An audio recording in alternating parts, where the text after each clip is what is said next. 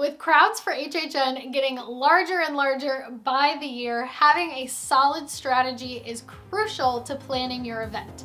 In this video, we're going to break down our top 7 tips for beating the crowds at HHN.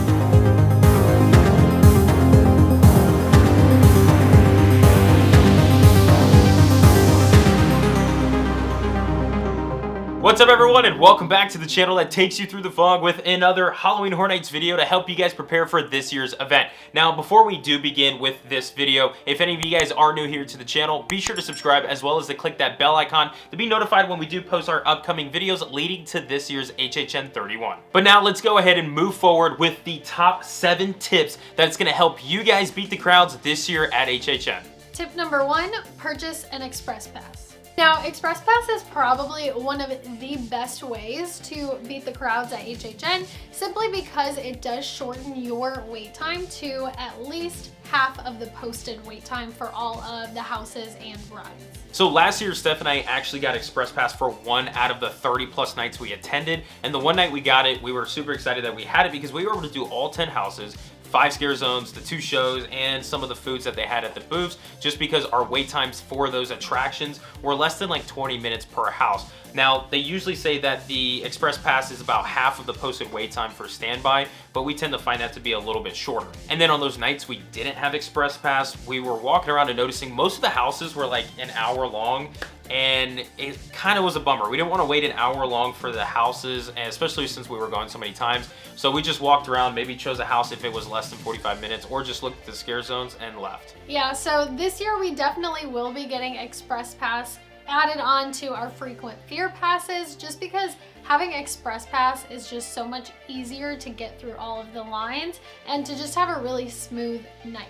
Now, one thing to keep in mind is that there is an extra cost for Express Pass, and it tends to be a little bit of a hefty cost. So it depends on what is important to you. If getting through all of the houses and the scare zones and getting to enjoy everything that the event has to offer is really important to you, then Express Pass is a great option. And if you still have more questions about Express Pass and you're not fully sure yet, we do have a full video going over Express Pass, so be sure to check that out as well.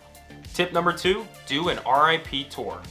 RIP tour is a great way for first-time visitors to be able to beat the crowd and also have the ability to do as much as they want in the single night. The RIP tours are a very popular add-on. A lot of people like to use them to have a little bit more luxury in their experience, because they do get a special line, no-wait access for all of the houses. They get special seating for the shows, you get some food options, and then the tour guides actually give you background on all of the houses as well. Just like Stephanie said, this is probably the most popular choice that people pick, and that's why it sells out for most nights. Now, RIP Tour is a costly add-on, even more than Express Pass itself, but it's the reason why it's so popular. It's because when you do get to the event and you do have the tour guide taking you through the houses, you don't have to wait in line. They take you right up to the houses, you get to see the house, and then move on to the next one with little to no wait. Number 3, stay on property. Now, this isn't our number 1 tip for beating the crowd, simply because once you're in the park, it won't really help you, but it can help you beating the crowds both before and after the event. Now, one of the biggest benefits of staying on property that helps you beat the crowds is when you get to the event, they actually have a separate entrance just for people who stay on property. The main entrance usually has hundreds of people trying to get through the line so they can just get into the park, where that special entrance just for resort guests usually only takes about a minute or even less because it's the shorter line. Another big benefit of staying on property is the complimentary transportation system. All of the resorts on property do take you to and from the parks. And some of the resorts even have transportation via boat, and it's a very short boat ride to and from City Walk. And then some of the resorts are even close enough that you can just walk right on over. Tip number 4, stay in Scream. Now, besides Express Pass, this is probably our favorite tip to use while going to HHN to beat the crowds. Now, usually HHN opens around 6:30 p.m. for the guests who are waiting at the main gate. But if you're using Stay and Scream, you're already inside the park, and sometimes they allow you to get into the houses up to 45 minutes before the park actually opens for the event. Yeah, whenever we do Stay and Scream, we always get a good like 2 to 5 houses in before the regular guests even start filtering into the park. And after we have already gotten those 5 houses in the first hour of the park even being open, we've done half of the event already, and now we can have a much more calm night. Tip number 5, eat beforehand.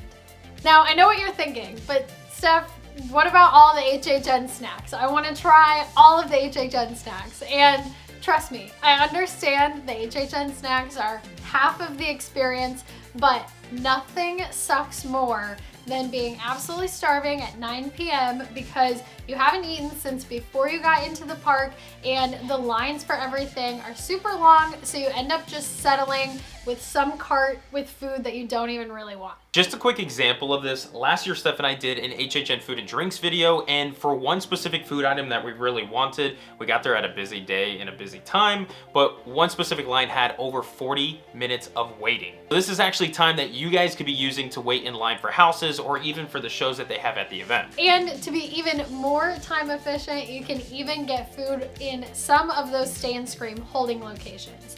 Shout out to the Bumblebee Man food truck. Tip number 6, take advantage of the last hour. Now this tip really refers to the people who like to try to get as much as they can done in a single night. Now one of the best times to actually beat the crowds at HHN is during that last hour. Usually typically by the last hour before the event closes up, most of the crowds have already left the park or are in the process of leaving. Which means that the lines for houses have died down dramatically. Last year there were a few nights that we were able to get in 4 houses in that last hour. And as long as you're in line by the time the park closes, they will let you through the house. Tip number 7, plan your trip in advance. Now you have to remember that some nights the event is only running 6 to 7 hours, and that is from start to finish. You have 10 houses, 5 scare zones, 2 shows, and all the food and all the rides to be able to do in that short amount of time. So planning out your night is going to be crucial. Now, of course, this is based on what is your priorities and what you guys want to have specifically planned out for your night. But the reason is we tell you guys to plan your trip is you don't want to get to the event and then kind of be like, oh, what should we do? You know, everything's a long wait. You gotta have a plan. Steph and I, some nights we did go there. Of course, we're locals and we go every night that we can possible. But even some of the nights that we went there, we didn't have a plan.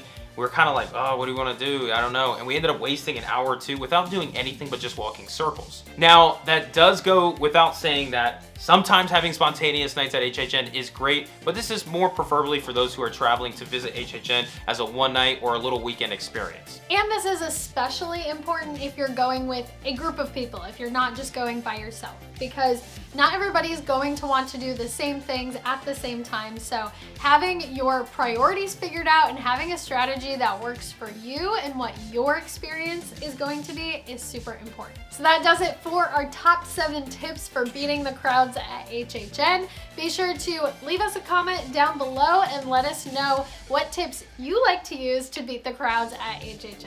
And until the next video, we can't wait to see you guys there and catch you guys in the fog. Peace out, guys. Goodbye.